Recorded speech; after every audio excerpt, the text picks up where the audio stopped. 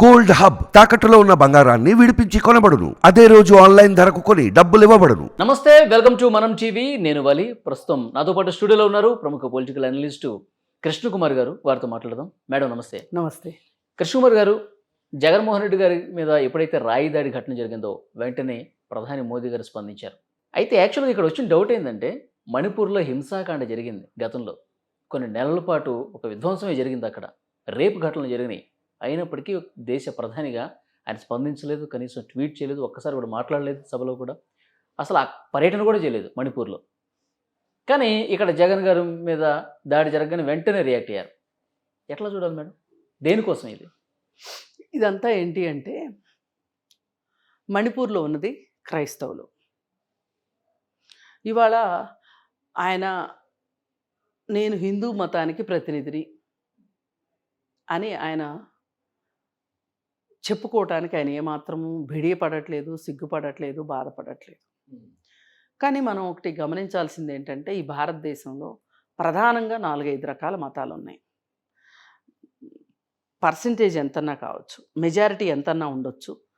Majority మతము, minority మతాలు ఉన్నాయి మన భారతదేశంలో.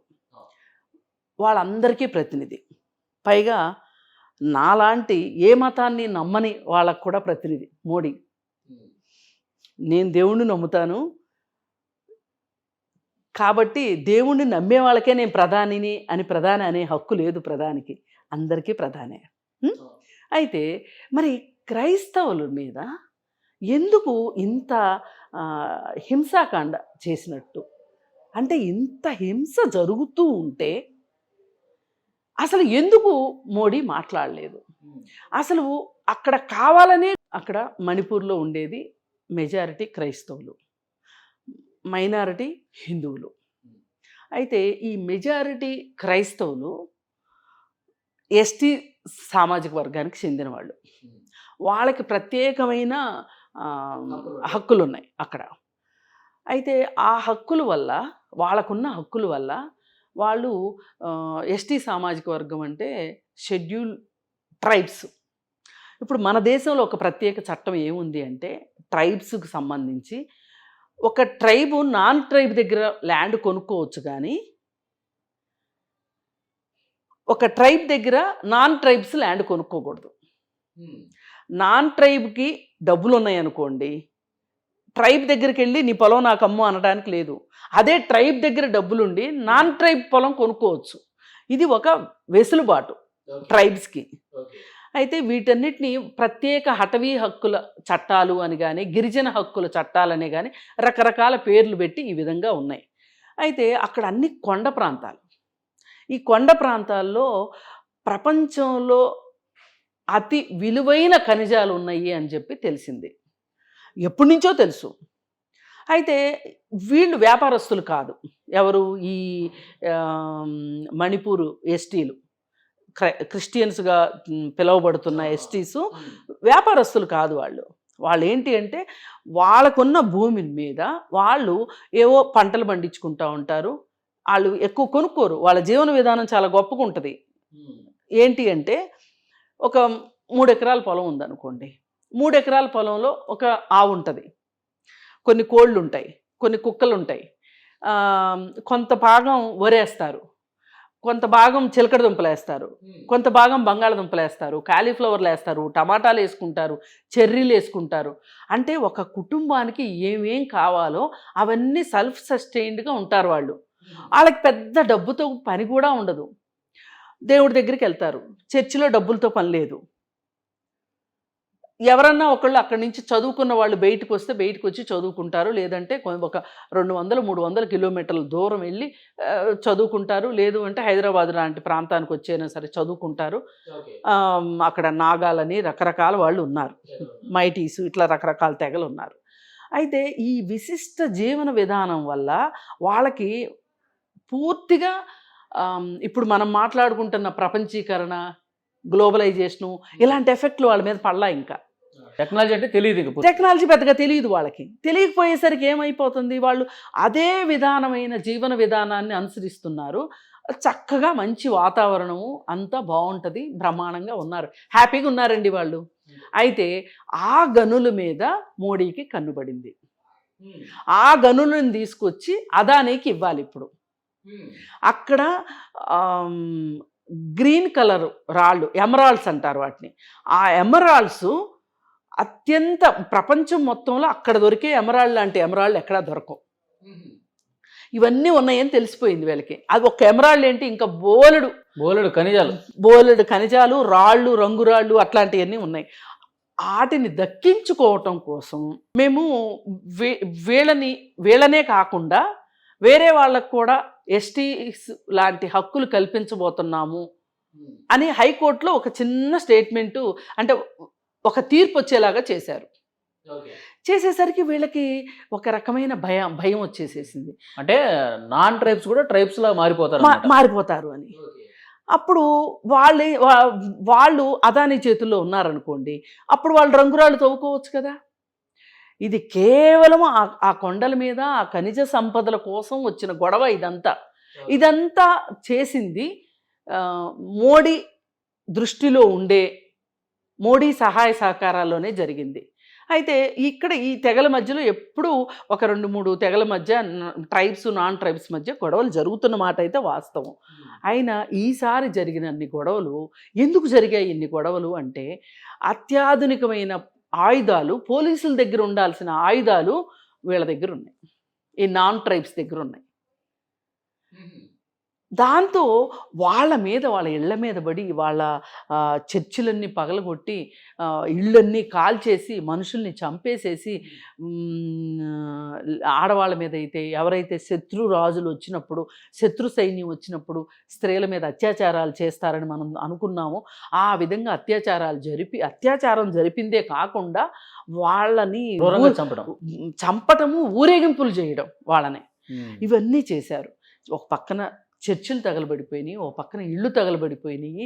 పునరావాస కేంద్రాల్లో ఉన్నారు. మన హైదరాబాద్ నుంచి కూడా బోల్డ్ మంది జర్నలిస్టులు, డాక్టర్లు బృందాలుగా వెళ్ళి అసలు అక్కడ ఏం జరిగింది, ఇప్పుడు ప్రస్తుతం ఉన్న స్థితిగతులు ఏంటి అని చెప్పి చూడ్డానికి వెళ్తే కూడా దాదాపు 60 రోజుల వరకు బాహ్య ప్రపంచానికి ఇంత జరుగుతున్నట్టు తెలియలేదు. ఎందుకంటే వీళ్ళు చేస్తున్న తెలివైన పని ఏంటి అంటే, మోడీ ప్రభుత్వం వచ్చిన దగ్గర నుంచి సమాచార వ్యవస్థని వీళ్ళు చేతుల్లో పెట్టుకుంటున్నారు.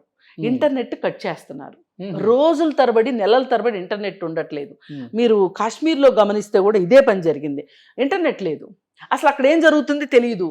వీళ్ళు చెప్పిందే వార్త. అదే ఇప్పుడు వార్త స్వేచ్ఛగా ఉందనుకోండి, 4 విలేకరులు అక్కడికి వెళ్ళారనుకోండి, 4 రకాల వార్తలు బయటికి తెలుస్తాయి. అసలు ఏం జరిగిందో వాస్తవం అనేది బయట ప్రపంచం తెలుస్తుంది. ఇప్పుడు రాజుగారు చెప్పిందే వాస్తవం అయిపోయింది అక్కడ. అలా సమాచార వ్యవస్థను కూడా వీళ్ళు చేతిలో పెట్టుకునేసరికి అక్కడ ఏం జరిగింది తెలియలా. అయితే ఏం జరిగిందంటే, ఎప్పుడైతే ఈ 3 మహిళల్ని నగ్నంగా ఊరేగించిన వార్త బయటికి తెలిసిందో, ఎవరైతే ప్రచురించారో ఆ ప్రచురించిన వాళ్ళ మీద చర్యలు తీసుకోవడంతో ఇది బహిరంగ వార్త అయ్యింది, బయటి ప్రపంచానికి తెలిసింది. అరే ఇంత జరిగింది, ఏదో చిన్నవి జరుగుతున్నాయి అనుకుంటున్నాం కానీ ఇంత జరిగింది అని అనుకోలేదు అని చెప్పి గగ్గోలు పెట్టి ప్రతిపక్షాలన్నీ, ఈలోపు రాహుల్ గాంధీ అక్కడికి వెళ్ళడము, రాహుల్ గాంధీ అక్కడికి వెళ్తే నువ్వు రావటానికి వీల్లేదని చెప్పటము, నువ్వు తిరగడానికి వీల్లేదు, నువ్వు వస్తే ఇంకా గొడవలు ఎక్కువ అవుతాయి అని చెప్పటము, ఇదంతా జరిగింది. మోడీ మటుకు నోరు తెరిసే వాళ్ళని నోరు తెరనివ్వడు. అంతకుముందు హింస బాగా జరుగుతున్నప్పుడు మోదీ, అమిత్ షాలకి ఇవన్నీ అన్ని తెలుసు. వాళ్ళకి తెలియకముందు వీళ్ళు బాగా తెలుసు. ప్రపంచానికి వాళ్ళకి ప్రతి క్షణం అదొక గుజరాత్ లాగా జరిగిందండి. ప్రతి విషయము వాళ్ళకి తెలుసు. ప్రతి చర్చి కాలింది వాళ్ళకి తెలుసు. ఎంతమంది చనిపోయారో కూడా వాళ్ళకి లెక్కలు ఉన్నాయి వాళ్ళ దగ్గర. ఎందుకంటే చేసిందే, ఆ మారణకాండ చేసిందే వాళ్ళు. ఇప్పుడు గిరిజనులు కాని వాళ్ళ దగ్గర కూడా బలమైన ఆయుధాలు ఉన్నాయని చెప్పారు కదా, ఎట్లా వచ్చినాయి వాళ్ళ దగ్గరికి? పోలీసులు ఇచ్చారు, లేకపోతే ఎక్కడి నుంచి వస్తాయి? వాళ్ళ మీద దొమ్మికేసి పెట్టాలిగా. పోలీసుల ఆయుధాలు వాళ్ళ చేతుల్లోకి వచ్చినాయి అంటే వాళ్ళు దొంగతనం చేశారని కేసు పెట్టవచ్చు కదా. ఇప్పుడు మన స్వాతంత్రోద్యమ కాలంలో అల్లూరి సీతారామరాజు చేసింది అదే కదా, అతని మీద పెట్టిన కేసు అదే కదా. పోలీసుల ఆయుధాలు దొంగలించాడనే కదా, పోలీస్ స్టేషన్ల మీద దాడి చేసి పోలీసుల దగ్గర నుంచి ఆయుధాలు తీసుకున్నాడనే కదా అతని మీద కేసు. మరి ఇప్పుడు ఇక్కడ కూడా వీళ్ళ మీద కూడా పెట్టాలి కదా మరి అట్లాంటప్పుడు. అయితే మన బాధ ఏంటి అంటే, ఇప్పుడు ఏ దేశంలోనైనా యుద్ధాలు, అంతర్యుద్ధాలు జరుగుతాయండి. జరగమని మనం అనంగానే జరుగుతాయి. అయితే జరిగినప్పుడు పాలకులు ఎలా ప్రవర్తించాలి, ఎంత నిష్పక్షపాతమైన ధోరణిని ప్రదర్శించాలి అనేది ఇక్కడ గీట్రాయి. అలా ప్రదర్శించారా లేదా అనేది ఇక్కడ మనకు ప్రధాన అంశం. మోడీ ఆ విధంగా ప్రదర్శించలేదు.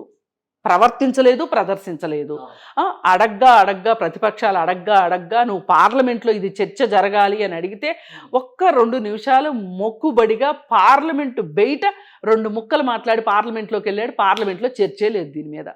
అదేమంటే సస్పెన్షన్, ప్రతిపక్ష సభ్యులందరూ అందరినీ బయటికి పంపించేయటం, వీళ్ళు బిల్లులు ఆమోదం చేసుకోవటం.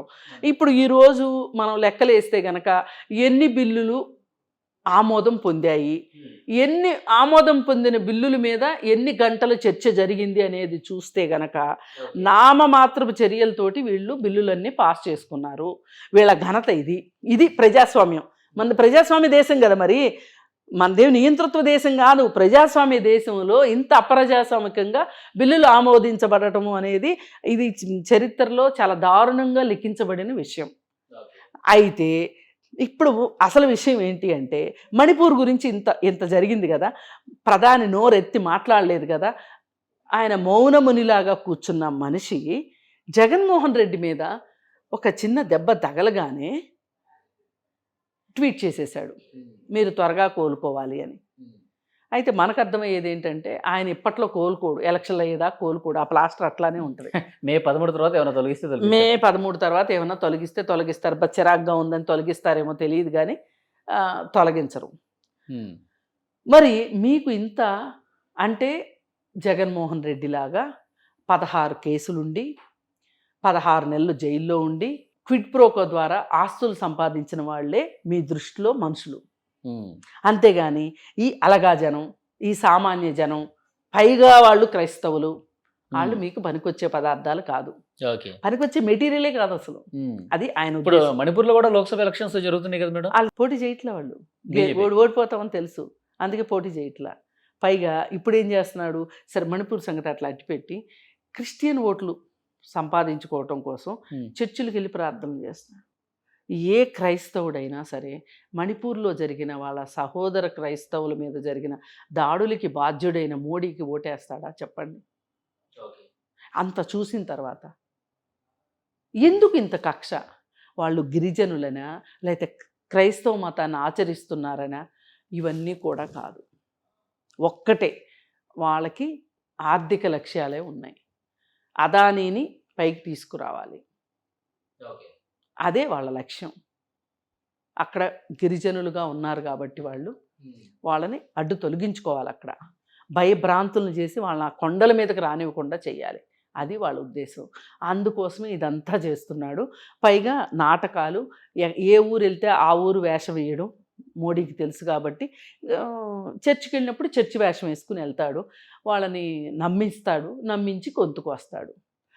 మనం ఇక్కడ వ్యతిరేకించవలసిన విషయం ఒకటే, రాజకీయ లక్ష్యాలు ఉండొచ్చు కానీ ఈ విధంగా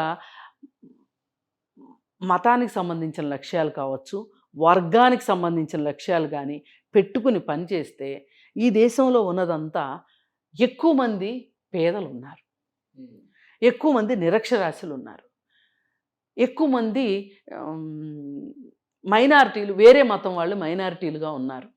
వాళ్ళందరికి కూడా నువ్వు ప్రధానమంత్రివి అని గుర్తు తెచ్చుకోవాలి అని కోరుకుంటున్నాం. అందరి బాగోగులు చూడాలి, ఆయన ఆ స్థానంలో ఉన్నారు కాబట్టి. Thank you very much madam. Thank you.